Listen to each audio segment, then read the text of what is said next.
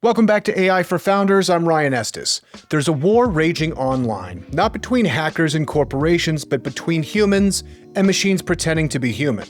Passwords are failing, deepfakes are rising, and identity itself is up for grabs.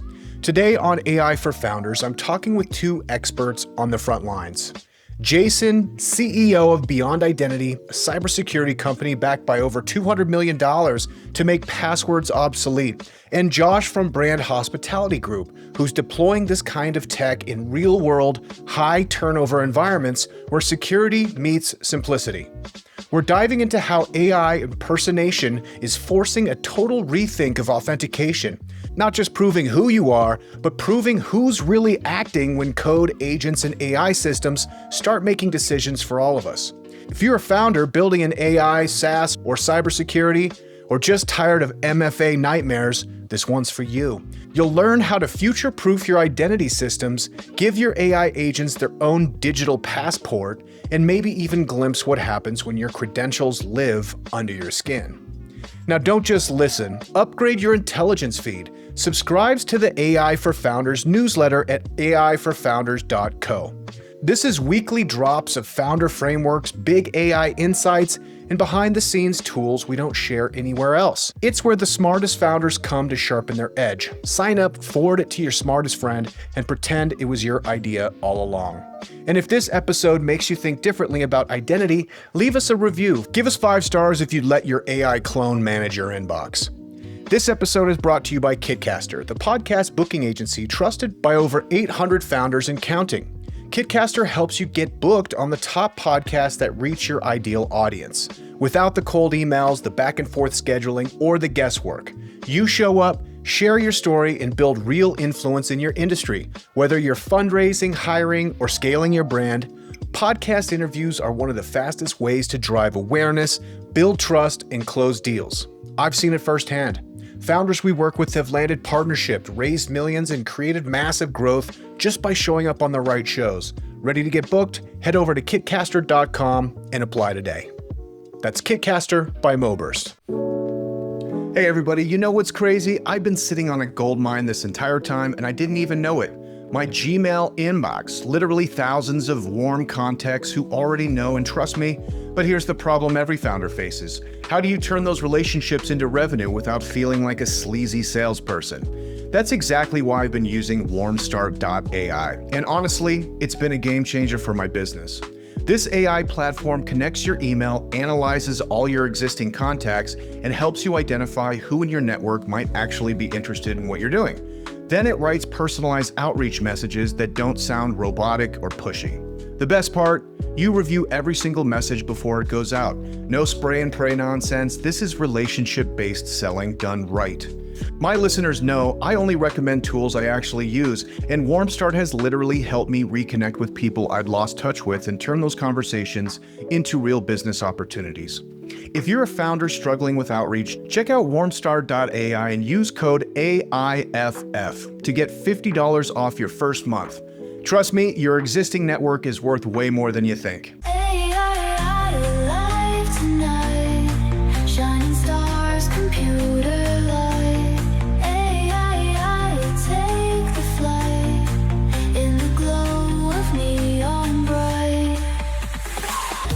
All right, welcome back, everybody. We're about to have a great conversation about personal identity, AI, and a lot of other different topics. I'm really excited. We've got Jason today and Josh. Jason is with Beyond Identity.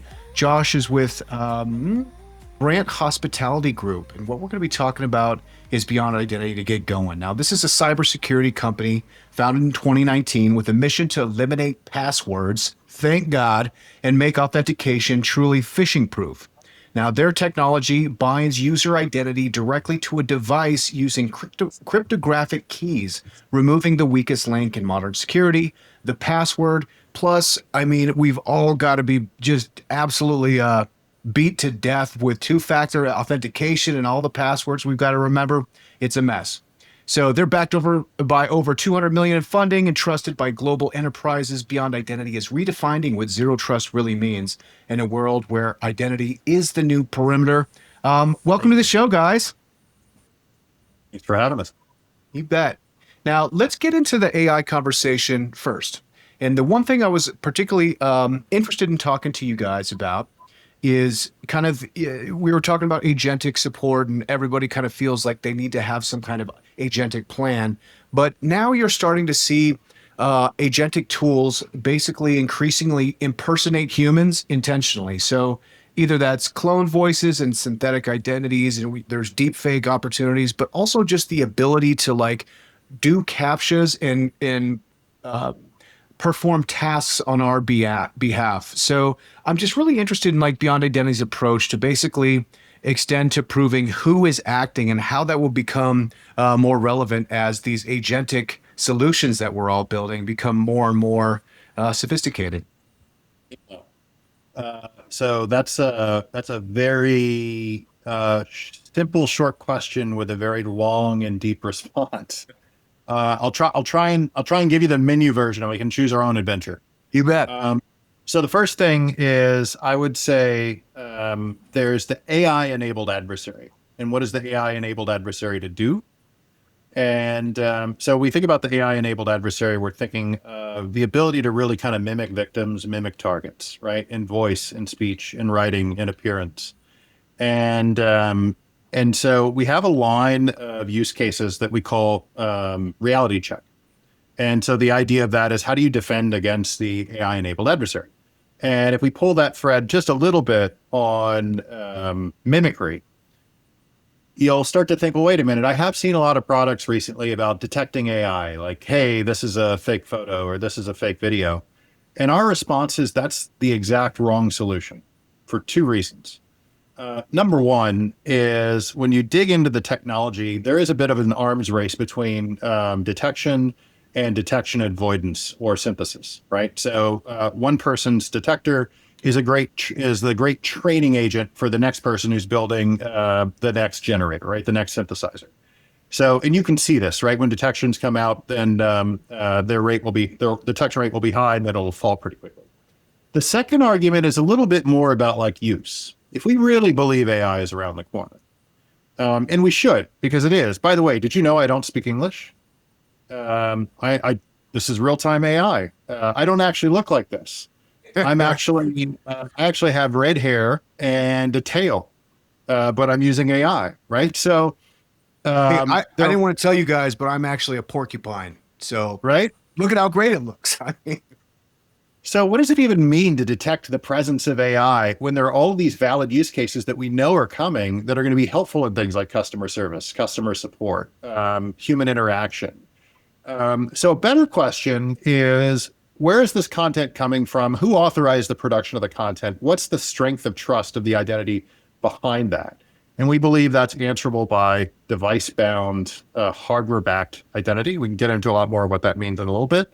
The other thread is, I'm not necessarily defending myself against the AI adversary.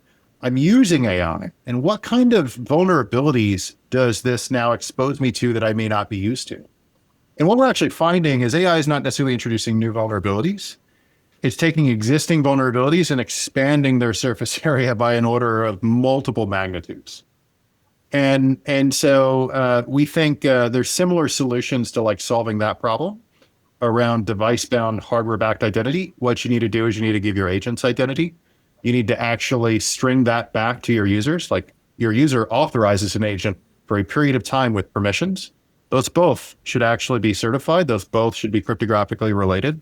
Those both should be tracked, even if an agent lives like a firefly, kind of comes and it goes away. So I'd say we break it into those two buckets: tools the adversary is going to use, and then tools the developer is going to use. And, our mission is, how do we enable the business? How do we make it possible to go fast and build with AI without, expanding the universe of vulnerabilities that we know good and well of, like credential expansion, like data leakage, like injection. yeah, and this is maybe it's good to review kind of the core of your technology, Mhm. being cryptographic hardware connected to identity. So, talk a little bit about how this is better and different than the passwords we're so used to. Sure. Um, what matters the most in terms of security to the typical person listening to this audience is probably their money. It's their bank. It's how they make payments. when you pay with a modern credit card, when you pay with Apple Pay, when you pay with a mobile phone, you're not using a password action. What you're using single device, multi-factor authentication that's based on a hardware-backed, device-bound credential. The merchant over Bluetooth sends a receipt or a bill to your phone or your credit card if you're using tap and pay. Your credit card or your phone then looks at that bill and prompts you, hey, Ryan, do you want to sign this? And if you say yes, it's going to say smile or it's going to ask for a PIN. That's your second factor. It's going to ascribe a hash of that factor to the bill. And then it's going to use a key in that enclave on that phone or in that credit card to essentially sign over the bill and that second factor. And because that key is hardware bound, that becomes your first factor, your possession. That is then transmitted wirelessly back to the merchant. And the merchant can use that to clear a monetary transaction later on in that day. That key cannot be stolen digitally. It's physically locked in that enclave. It's never in the general purpose memory of your phone. This is what it means to be device bound and hardware backed. The finance industry and the mobile payments industry worked all of this out over the last 10 years. And because the CPU manufacturers don't want to build specialized chips, we all now get this capability for free. Every laptop you buy has this. Every drone you buy has this. Every mobile device you buy has this capability. They're generally only being used, at least until we showed up, for mobile payments or things like Secure Boot, Microsoft Secure Boot. We take advantage of that hardware to create a unique key that represents you on that device. And we can use a signature from that key to prove possession. Just like the mobile payments example, we can use a biometric or a local PIN as a second factor. And, just like when you get on an airplane, you have to prove you're the right person and you're safe enough to be on the airplane, right? No guns, no knives, no bombs. We will also ascribe or append to that bill the security posture of your device in that moment. Are you safe enough for the data that you're actually asking for? So in that moment, what I've just described, it's a little bit technical, but the credential never moves, right? And 80% of all security incidents today are based on credential movement or the exploitation on credentials that can move, whether they're your password, whether they're TOTP tokens, QR codes, et cetera. We eliminate that movement. We drastically reduce that surface area. And that's kind of how, at least at a high level, we break that initial attack chain. Cool. When you say, are you safe enough? Do you have a knife in your pocket? Like, is that like a score? Is that a range? Is that, how do you kind of determine that? So we have a policy engine that really lets customers kind of draw their own risk profile, right? So for instance, we have a customer who, they're a retail organization. They use this in their purchasing app. They're mostly concerned with ATO. And so they've written policy rules that basically say, give me some proof this device isn't jailbroken, and that's all I want you to do. We have some other customers that, let's call them national security customers. And they want to understand that their specific EDR of choice, CrowdStrike or SentinelOne, is running. They want to know that it's running with the right rules. They want to know every process that ever asked for authentication. They want to know what loader loaded the process into memory, from what executable, was the executable signed, was it signed by an OEM that's actually on their secure SBOM. So, you can really dial the knob up or down. It's very customer dependent. And it's kind of one of our philosophies is we want to put the controls in front of the customer, and it's kind of on them to decide what risk is acceptable in what facet of their business. This episode is brought to you by MoBurst, the AI-first growth engine trusted by iconic startups like Calm, Robinhood, Reddit, Uber, and Google. MoBurst is a digital full-service mobile-first marketing agency that helps companies to scale and become category leaders. Whether you're finding product market fit or ready to accelerate growth, MoBurst delivers creative, data-driven solutions that help with scale and efficiency and impact. At MoBurst, we're not just guessing what works, we're predicting it. As an AI-first agency, MoBurst uses cutting-edge tools to analyze user behavior, adapt creative in real time, and uncover hidden growth opportunities. The result, marketing that's faster, smarter, and built to convert. From early stage startups to global brands, we've helped hundreds of companies overcome complex challenges, unlock new audiences, and optimize every metric that matters. At Moburst, we believe that creative thinking, advanced technology, and data are the core drivers of success at scale. If you're serious about scaling your business with precision and purpose, it's time to talk to Moburst. Visit moburst.com and let's build something category defining together. Now, you and I know startups aren't built in boardrooms. They're built in the wild, during 3 a.m. bug fixes, botched launches, and that one meeting where everything almost fell apart. That's what Code Story is all about. It's a podcast where tech founders break down the make or break moments behind their products, what went wrong, what went right, and what nearly wrecked everything. Hosted by Noah Labhart, Code Story goes past the highlight reel and into the honest stuff. Late pivots, brutal bugs, and somehow coming out alive with a product people actually love. If you're in the build stage, or the scale stage, or the please let this feature work stage, I can relate. This show will speak to your soul. Listen to Code Story at codestory.co or wherever you get your podcast. Just search Code Story, it'll be right at the top. Because great startups aren't born, they're forged, one hard moment at a time. codestory.co. Sure. Is the risk profile the more or the less risk tolerant you are, the more obnoxious it is to actually get the passwords to go through? Is that kind of like, to simplify, yes, no. dramatically? Yes and no. So there's definitely a way to probe the user, right? So for instance, you can ask for continuous user verification in the policy engine, and that would pop back to the user every time it happened. We do see customers use that for like highly sensitive operations. So imagine an SRE or DevOps engineer who works in a critical data center. You don't really want them to have long-lived session timers. You really do want them. It's okay for them to pay for friction. And in that scenario, we also have them do what's called double device authentication. So they'll pop a YubiKey in as well, and so they're proving off a signature of the laptop and a signature of the YubiKey and doing the posture. But all of the posture checks that I mentioned don't actually have to interact with the end user. They can actually occur silently. So that's kind of one of the keys is most businesses don't feel the need to actually stick their fingers in their workers' eyes for a security reason if they can verify the controls they expect are running on the device and the device is behaving in the way they expect. Sure. Cool. Josh, how about you guys? How are you utilizing it? It sounds like there's kind of some variability in here with the tools to kind of serve a lot of different customers' needs. How are kind of you using Beyond Identity? Yeah, with so we brand got our start with hospitality? it actually because of a requirement for our cybersecurity insurance. Every year we have to fill out that crazy long questionnaire. And when we got it back 1 year, they said, hey, you got to make sure you're doing MFA on all these access points. And the big, of course, hassle factor with MFA is the pulling out your phone every 15 minutes to press something or enter a code or click OK or whatever that might be. And we, as a hotel operator, we work with several major brands. And so like Marriott, Hilton, IHG, and Hyatt, they all have their own MFA that they use to access their systems. So we're already exposed. So our typical users, at least at our corporate office, might have 3 or 4 authenticators that they're using just with their brands based on whatever they need for that identity.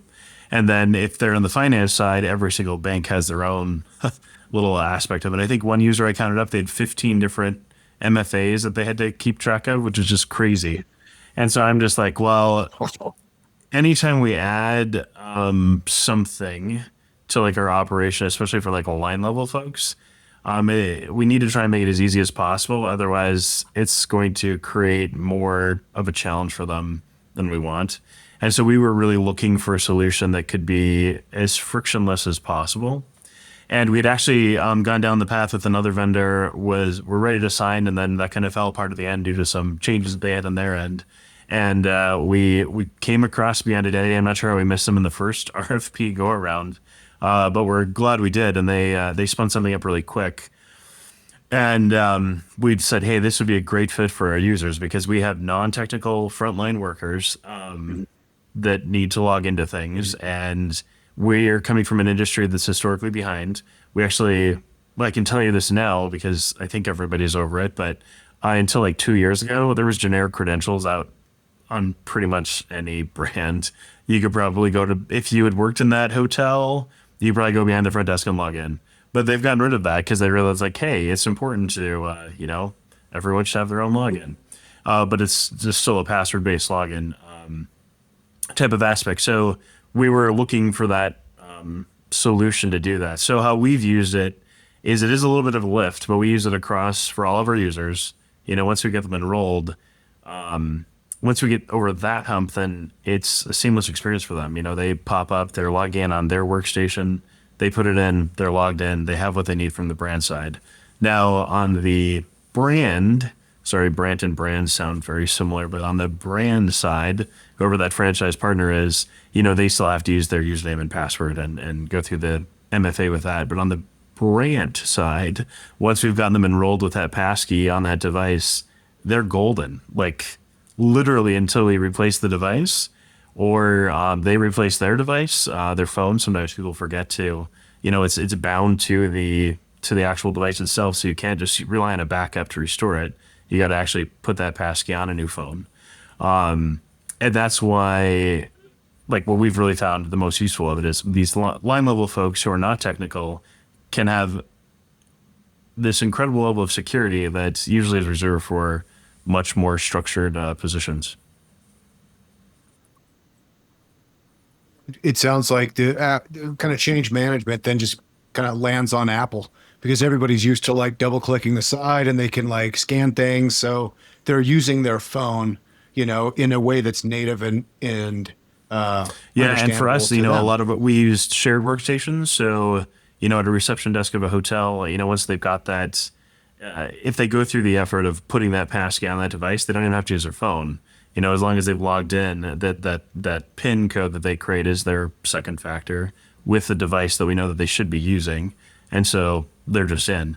But yes, they can use we do allow I think it's called roaming authentication, where they can scan a QR code on their mobile phone where they've got the passkey embedded there and log in as well. Well, okay. I'm totally getting it. Thanks for that. Now, what's interesting is that like when Sam Altman launched agent mode for ChatGPT, like the first use case he had was like, book my hotel for my trip to Las Vegas. And it just went in there and filled out everything and did all the passwords and boom, boom, boom. And it booked him a room. Now, maybe you guys did like I did, is I went to do that and it couldn't pass CAPTCHAs. It couldn't get past security. Is there a world, and particularly if we're talking about like kind of device bound agentic solutions that beyond identity fits into this modality where I built my agent, my personal secretary agent to book my accommodations and my flight, and it can actually use my, device bound authenticator to get it to go all the way through. Mm-hmm. So I would say, so there's a couple things you want to break that down in. Number one is we are actually working on what we call agentic identity. And we actually have some POVs of it occurring right now. And the idea is the agent is going to have its own identity. And when a user, like in your example, goes to authorize an agent, what's actually happening under the hood is, you imagine a blockchain for a minute. You have a user who authenticates and proves that they're the right person on the right device. And in a business scenario, maybe also you're concerned with their posture. Maybe in a consumer scenario, you're not. The agent, you want to know what agent it is, running on what device, with what posture. And those two vectors become linked, cryptographically linked, because you're really wanting to say, this user on this device with this posture authorizes this agent on this device with this posture with these permissions for a period of time to go off and to go do something of interest. And so we're actually, we have a couple POVs of this happening right now. And the problem that this is trying to solve is, how do I actually have evidence? How do I have audit of exactly what happened after the fact? Because agents are like fireflies. They come and they go. They disappear like that. And there's a lot of valid reasons for that. You always want to be able to reconstruct who authorized it on what behalf to actually do what. The other part of the conversation is reaching out to a site and doing something on their behalf. That either requires something called password vaulting if the site doesn't really participate, right? You don't really want to be putting your passwords into agents. And I get into all sorts of reasons why this, but like a high level analogy, if you think back to like computer architecture, there's this classic lesson that you learn that you don't mix control and data. If you think back to compilers, there's this classic lesson of no language can analyze itself. That's why you have a type language or a kind language. If you look at networking, there's always a control layer versus a data layer. It's a separation of responsibilities. When we build agents, those separation of control and data kind of get mudged. When you think about a template that a lot of agents are working from, that template kind of mixes, hey, here's some data and here's what I want you to do with it. Or it ends up getting mixed in the context window of the model itself. And so like this is kind of fundamentally where the problem arises, where it just becomes really, really hard to know, am I bringing in data that can actually inject control? Do I have data that can leak out of the context through some other query? If the context is long-lived and I can't actually track user authorizations into the agent, then short of guardrails, it's very, very hard to control that sort of leakage. So I need to be careful. I could go forever on this topic. Number one, it's a fascinating set of technical problems. But if I were to back up a little bit, you need to give your agents identity. If you can, you need to actually latch that into your identity. And you need to employ policy to try and separate those two things out and really understand data flow for the purposes of data leakage and injection. We're very close to that. In fact, I would say there's, at least in the enterprise world, there's working examples of that already, at least with us.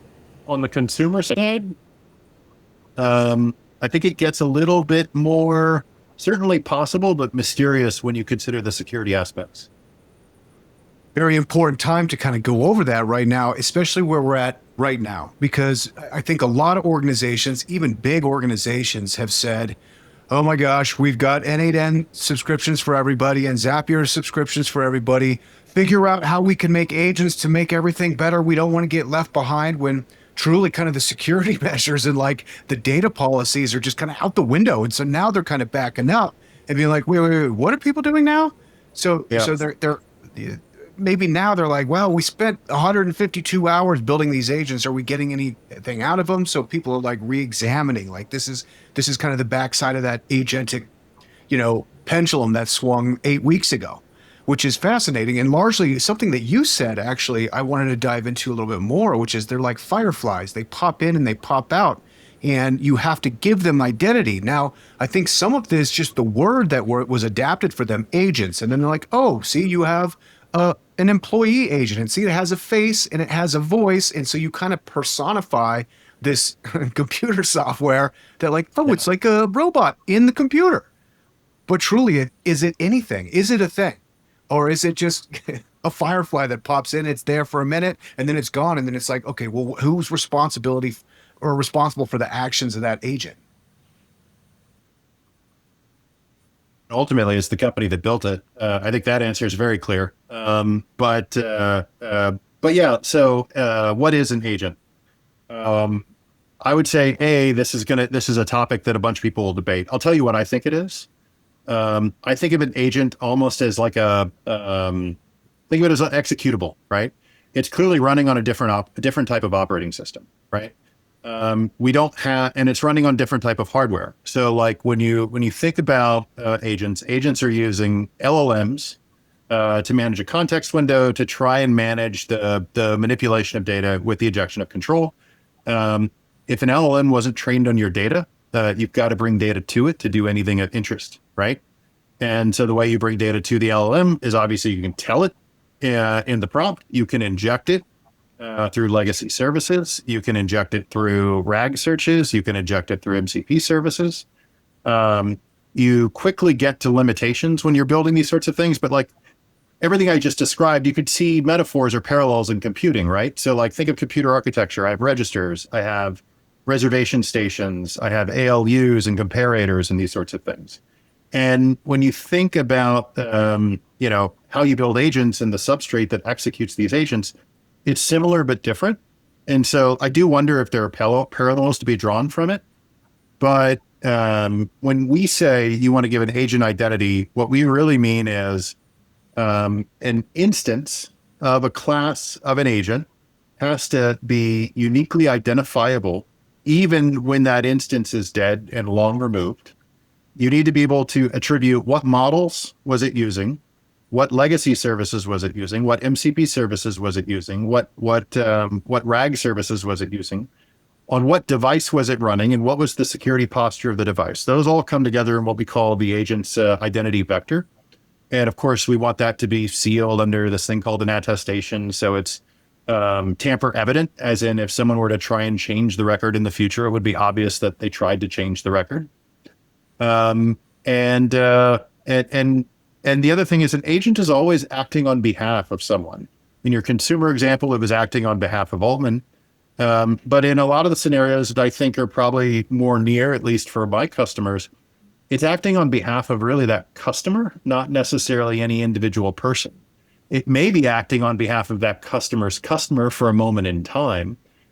And so you have to be able to track that relationship so that you can understand permissions and potential permissions violations. And really the permissions of the data as it flows through that kind of messy ecosystem, which is, the agent ecosystem. Weird times. You see any of this coming when you started this company? Like, okay, we got to create identity for agents. We have to define what an agent is. And we got to make sure there's some accountability and record of what it did before it pops out of existence. Pretty crazy. Some of it, yes, some of it, no. When we started this company, we knew we wanted to really solve some hardcore security problems in a way that was highly usable, which is kind of the hallmark of what security products are not, right? Security products usually slow organizations down. And so we anticipated automated workloads. We anticipated running on unattended machines. We anticipated kind of cross-domain signings, kind of like that dual vector I described of the user and the agent. We absolutely did not anticipate an agent in the current, sense of agentic AI. No, that's just been the fun of the last few years, right? Totally. You guys have seen absolute explosive growth. Was that something you foresaw in the beginning? 2020, you're like, oh, triple, double, or what do you attribute the kind of massive growth you guys have experienced? Well, no one ever starts a startup thinking they're going to fail. Right. Especially when you start a startup with somebody like TJ or Jim Clark or whatnot, right? These guys are famous for, what was it? I think the first company talk Jim showed up and gave his idea of pumping us up was to tell Netscape stories. And he's like, my first year we did 50 million in revenue, and my second year we did 250 million in revenue. In my third year we did $500 million in revenue, and we IPO'd at month 18. So there's your targets. So I mean, clearly Jim captured a moment in time that was special, but I do think we are at an interesting moment in time right now with what's happening with the big world of capital A and capital I, and then of course the small world of just helping organizations move into that space with their eyes open around security problems, right? Not expanding that surface area, but also not slowing down development. Yeah. Yeah. Cool. And congrats for all that success. When we're looking at the future, what's going to be more important, a passkey or my social security number? Passkey, clearly. Look, the government's always going to want to track you, and so you're always going to have identifying numbers, whether it's that an employee ID or whatnot. But in terms of the importance of kind of like device bound, so passkey is an interesting proxy. A lot of people will that name will stick in people's brains. The technical jargon, if you stick your face under the water, is device bound attestation. And that's a way to kind of prove that it's a person's kind of logical asset on a very specific targeted device. most of us, I'd say most of the world right now just thinks of passkeys as helping a person log into Google or log into Amazon. But as we move into this world of agentics, as we move into this world of mimicry, as we see the AI slop, right? Understanding the provenance of data is going to be incredibly important. So when I say provenance, I mean things the equivalent of like watermark. Now, watermarks are really easy to remove, right? So that we're not talking about solving the problems of pulling provenance off. We're talking about the provenance of putting things on. So how do I know this data came from this person on this device? Well, let's drill in more. How do I know this data came from the actual camera sensor on this device? How do I know it wasn't actually molested in some way by an insider at the certificate authority before they issued my certificate? So this concept of data provenance, I think, is going to become much more important given everything that's happening in the world of AI. And device-bound attestation, or what a passkey does, I think is going to move from just being about humans and automated accounts to almost be about anything that produces data. So you can almost always track things back to their point of origin.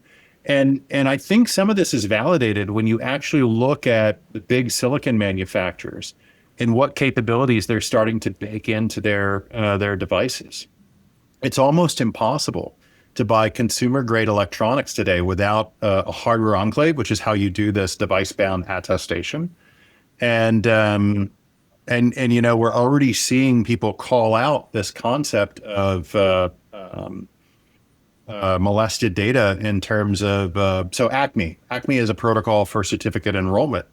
And very clearly in the opening lines of Acme, it's like, look, we can't trust TLS for our security properties because the way tools are built today, TLS is not end to end. It's from your computer to your company's proxy. It's from that proxy to Cloudflare CDN. It's from Cloudflare CDN to Amazon's application layer load balancer. It's from that load balancer to maybe you have a service mesh controller in your Kubernetes cluster. Then it gets unraveled again across some sort of message broker. And maybe it ends up at some microservice or some monolithic service that's actually going to reply to it. All those hot points I just mentioned have your secrets and data, right? Most of those hot points are probably not managed by your engineers. They're probably managed by Cloudflare, Akamai, Amazon, F5 networks, right? We've all read the news. We all know all of those companies have had security incidents of one shape or another, F5 being the most recent. So yeah, provenance of data and not relying on or realizing that you kind of have to build your security at a layer above transport or TLS. I think that's coming. I think that's coming fast. Passkeys will enable it, but essentially the camera on your phone's going to have a passkey. The microphone on your phone's going to have a passkey. Anything that generates data is going to have some way of attesting to the provenance of that data.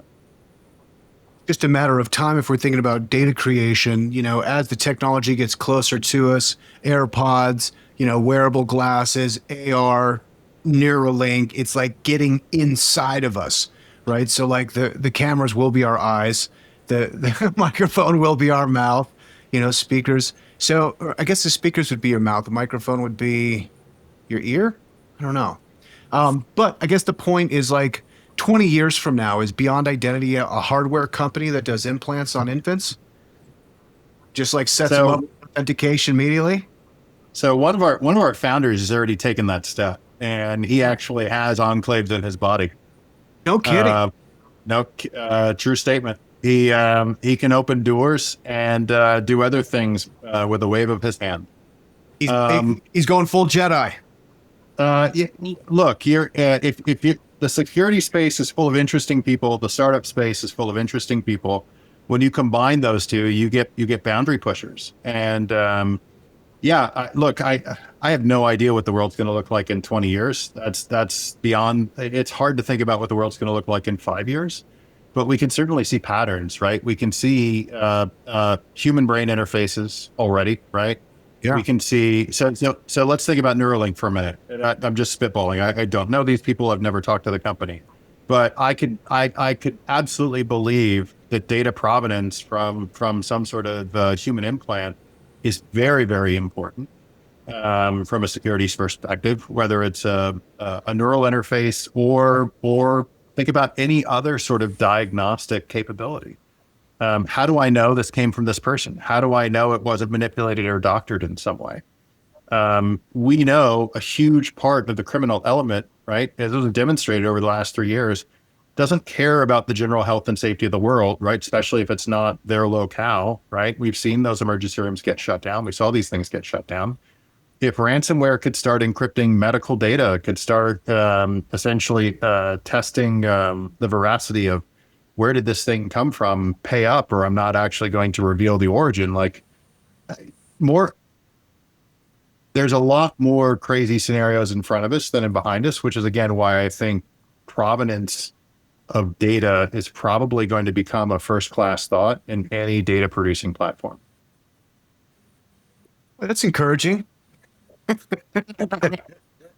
Yeah, the if you're fans of what is it, the Expanse, Snow Crash, all of these dystopian science fiction novels, it turns out they're probably pretty accurate, at least on the problems of the future that we will end up facing. But the good news is there's solutions to these problems, right? Like you can't actually attribute the provenance of information. I mean, actually, I guess the biggest good news that at least Beyond Identity has to say is if a credential doesn't move, it can't be stolen. And if you use a hardware-backed device-bound credential, it literally cannot move. It's never in memory.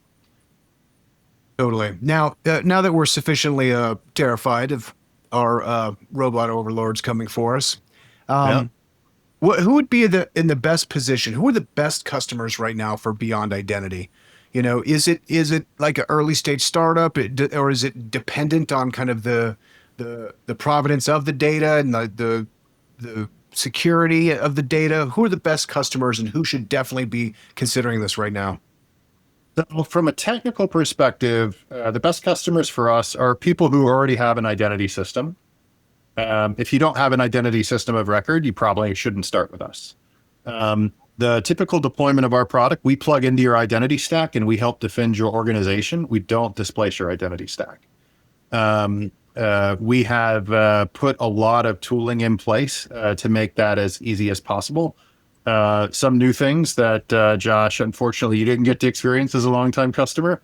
But yeah, auto enrollment through an MDM is actually being demoed now. But from a business perspective, it's really anyone who wants to eliminate 80% of their SOC incidents, right? If you follow the average by whether it's CrowdStrike's threat report, Mandiant's threat report, or Verizon DBIR's threat report, 80% of the incidents that are hitting your organization are identity related, and we stop them. Amazing. Cool. And Josh, I mean, you guys seem pretty forward acting. At least you could identify some of these problems early on and take steps to remediate against them. Like, what are the next 12, 24 months? What's big in security and IT for hospitality? Well, right now? I think for us, we're just trying, like, I mean, I'm speaking first just for Brand, like what our goals are is just really to get that adoption level up, because it is a little bit of a lift, to get, it's a mind shift of like, hey, you get a new employee. We have a lot of line level employees that there's turnover that happens in our industry. And so people come in and they're not used to using it like a device bound passkey like this. It's a little bit of a mind shift for them. Same thing with like leaders to get them like on board, like when we're opening a new hotel, they're like, hey, we don't use a password. This is how it works. It's kind of like we just recently opened a hotel in the Denver area. And I remember the GM or the AGM, one of them was like, wow, this is really great. Like it's like auto magic. Like once they're enrolled, it just worked. But then when they got over to the brand sided stuff, like, hey, how do I get this to work, on this utility? I'm like, oh, I'm sorry, that can't work because it's not a brand application. That's like our partner's application from the brand. And so unfortunately, like there's no way that you can use our passkey to authenticate into their system. So I would, if I had a wish list of what I could control outside of brand, I would love for some of these organizations, especially like in the franchise model where we're working with a brand that's providing, a lot of resources and internet, their applications and all of that they're developing and working on and they're making secure. But the thing is they're using their own identity structure. It'd be really great if there was in the future a way that we could create some kind of trust model where like, hey, brand hospitality group uses Beyond Identity. This is our IDP. So we can trust automatically, those things that are happening on the brand level so that we could integrate that in. Like that would be a phenomenal win for us because things are changing so fast and it is hard to keep up when you've got one way of doing something in one way and we're trying to be a little bit more forward thinking with the device bound passkey, but then we have a brand partner that's still using, Duo, push, or I mean, not to pick on Duo, but, a push or, you got to get, put this app on and pick this character or whatever it is. It would be great if there was some kind of convergence that could happen so that we could use trust, in between our different identity structures to allow that to happen. So I think I diverged a little bit from your main question as far as like what our security things are in the next 12, 24 months. But really to sum it up is just we're trying to really hone in on that Beyond Identity passkey and making sure that all of our applications that we use do support like single sign-on through SAML or OIDC or something like that so that we know that they're, when they are logging in, they're authenticating against that passkey and not with a legacy password. And I think that's the biggest challenge that we face is we're working with vendors from large, vendors that have been around for 20 years and are legacy platforms that they're trying to modernize. And then there's new vendors that are coming up and like, hey, we've got this great solution to solve this new problem, that you're dealing with in hospitality. And then we ask like, hey, do you support, how's your identity structure work? And they don't support single sign-on. Or have any mechanisms for us to integrate that into our passkey. Well, then it's getting to a point where now we're like, hey, get that fixed first before you come talk to us because we're not interested in adding another password to our folks after we've finally done the work of eradicating them across all of these applications that we use. Totally. You're like, dude, we're injecting your credentials subcutaneously. Yeah, well, hopefully, we're in the future now. Hopefully we don't start doing that during open enrollment. That would be a little bit of a deterrent probably in our world. You never know. People catch on. You just got to get a couple influencers doing it, then everybody's doing it. I tell you, I mean, just if we're talking about like, I got a Nissan Aria, which is an electric car, and they're so cool. They're like spaceships. And just if I have my keys on me and I walk by it, it like blinks at me and says hi. So a lot of this like device location stuff, it's like if I could put that into my hand, that would be great, and then I can just wave my hand and like, remember Kit from Knight Rider? Now I could just talk to my car and it can come find me. We're getting closer and closer. I think that's a good point. There's Jason, a big, like a paradigm shift that has to happen with people. Like, everyone's so used to the idea of like, hey, I started a company, this is my username and this is my password. And the idea that now you get a pass key and it's bound to something, it's a mental shift. Like I was just going through North Dakota, that's where my driver's license is issued. They just got the mobile driver's license deployed, like I think October 1st. So I was super excited about that, signed up right away. And I was excited to try it at the TSA because I know that they, have those fancy readers now. So I'm at the Fargo airport and they've got it. And I go online, I see they've got their sign. We digital ID. I'm all excited to give it a try. And I'm like, the guy's like, driver's license. I'm like, oh, I've got it on my phone. He's like, no, driver's license. I'm like, but you're signed. I'm like, but I didn't want to argue with TSA because that's like worse than carrying a bomb. And so I just gave him my driver's license and it was early in the morning and there's a flaker in front of me. So they went in and one of them got random. And of course that defaults to you if you're the next in the TSA pre-check line. So the guy's like swabbing my shoes. I just said, hey, can I ask you a question? And I just asked him, I said, hey, I saw you guys have that sign. I have we just got the mobile driver's license, but it sounds like your system doesn't actually support it yet. I was a little bit, like, what's the story there? And then the supervisor overheard and she's like, oh, she said, actually, we do have it. I just don't think anyone's ever come through with it yet. And so like they'd been trained on it, but they didn't really know how it worked. They'd maybe like seen it, but nobody's actually ever tried it yet. Yeah. And she said, do you mind going back and like testing it? I'm like, well, I just finally got through. I don't really want to, do this all over again. It's like, no, I'll escort you. So she took me back there. And the guy's a super long line, so I'm sure they were annoyed too. Like, why is this guy back again? But like we did it, and it literally took like 2 seconds. And the guy's like, oh, that's amazing. The agent on like the TSA agent who was doing the ID checks, he liked it because it made his life so much faster and more efficient. Yeah. But like his mind, he was still so trained to be like, hey, no phones, I need the ID, because that's just what it is. And I think that's just a small glimpse of the change that's going to happen. I think people just have to get used to the idea of like your phone is no longer, I mean, I don't know how to say this properly, but that secure enclave that's now exists in these electronic devices where you can store these cryptographic information solves so many problems.